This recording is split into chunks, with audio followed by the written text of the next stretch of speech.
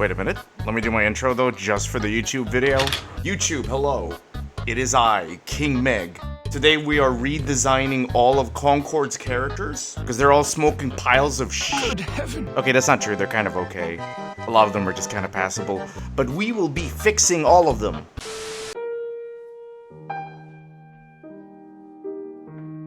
Can I just say, by the way, the input for like a lot of the designs.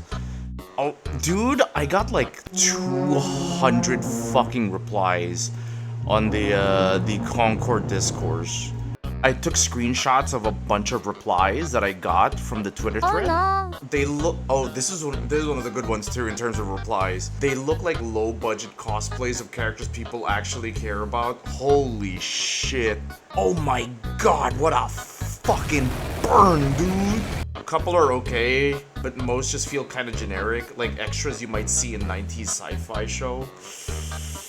It's just boring, the designs aren't terrible, but nothing stands out. And when it comes to a hero shooter, where characters and personality are the selling point, and they're also, by the way, really important for gameplay factors, which I'll explain later. So chat, can we all agree? Do you agree that this game is going for like Guardians of the Galaxy in terms of vibe and visuals? Just press Y right now if you agree with me. I'm trying to think, was it Battleborn? God, even Battleborn had more interesting character designs. Christ alive, man. It's not peak, but at least this is still really interesting. Do you guys know what I mean? Don't you think this is so much more interesting? Who you calling pinhead? Stylization makes my brain go burr. So that's one of the topics we're going to be talking about today, and how to improve the character designs. We're going to be talking about stylization, because a lot of people seem to think that it's only style, like art style, that affected Concord, and I kind of disagree with that to an extent. We'll talk about it in a little bit. Oh, this is one of my favorite ones. Oh, this is one of my favorite ones. Chat, look at this. I have nothing else to say, but the only thing I have to say is it works. Oh, yes! The robot is either a vacuum cleaner or a toy for giants. You know, unsurprisingly, when people are talking about the character designs and shit, the robot is the least hated of them all, actually. And in fact, the robot is like what most people would consider passable, if not like the best character design in the entire game. So, anyway, to everyone watching, and especially to the YouTube video that's coming up for this, in my opinion, right, there are several ways to approach character design. In video games, specifically for video games, in my opinion, having worked on a few projects, indie and also AAA, there's two routes to go, right? And for me, it's a bit of a slider. You either go realism, where you draw on like real world inspirations and material to fuel your design, and then the other end of the spectrum is just fantasy and fiction and wild ass goofy bullshit. Now, for games like Overwatch, right here, I would say that Call of Duty, somewhere here. Witcher is somewhere here in the middle, right?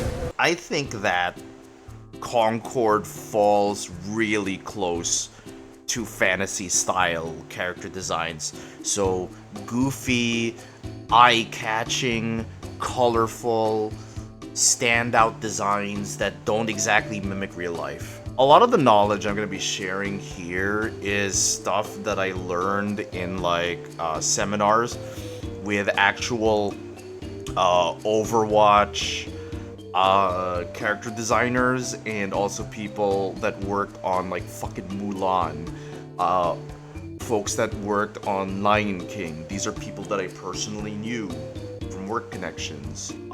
So I'm not gonna be talking out of my ass here. Oh, sorry. Like, I think it's very, very obvious that one of the games that Concord was chasing after was Overwatch.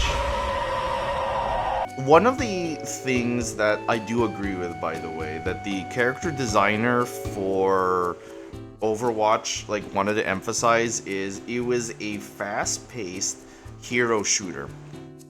It was an incredibly high-paced hero shooter where, yeah, your characters could just like die in a matter of like seconds, right? Depending on who you were fighting. So identifying, he wasn't even thinking about appeal. He was thinking about functionality of gameplay, and he mentioned this, but he wanted each and every character's silhouette to be distinguishable from a distance. Let's analyze this character design real quick. Let's keep silhouette and personality in mind when redesigning this character. So those are two very important fucking factors. We want a silhouette that stands out, but we also want a design that has a lot of personality and is incredibly appealing. Because I think that this character is actually one of the closer ones to getting like a really good design, but it just feels like half-baked and incomplete. What do you guys think? Character design is 100% subjective, and at the end of the day, you have to rely on your experience and what you think is good to make a good character design. For me, specifically, I like when bright colors are accented, when bright colors are complemented by main color. Like, so I want accent colors to be bright and eye-catching.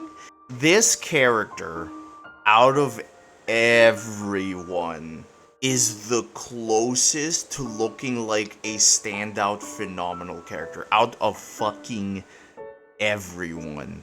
This character is like the teensiest steps away from making just an amazing fucking character design, and I'm so mad about it. There's some really interesting shapes here, in my opinion, like right here. I think the glasses are such a fucking good look, but I think even this midriff is so amazing, right?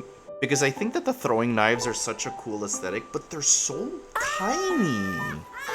Like, make them bigger, dude. He's so small. Poor little bugger. So, I think the thing that makes me so sad about this is, in my opinion, her colors are nearly, if not perfect, like they're good enough already. It's just the proportions. Once again, silhouette being a key to character design. I also disagreed with the zipper being closed, by the way. Sorry about that, I didn't explain. But I like the fact that you can see, because the blue jeans here give nice contrast to the bright red jacket. This one is the most offensive because this is usually a character that's like easy, locked in, got me immediately in. I love big, meaty, chunky characters with big guns. And out of everyone to offend me, this one is the most offensive because this is usually a character that's like easy. So let's look at some key points about this design really quickly that I really don't like.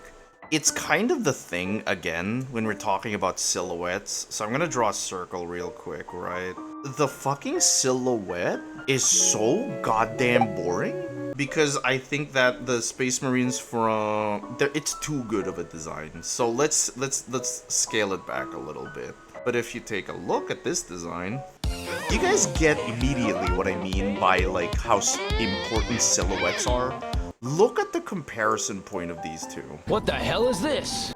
So let's play with proportions a little more.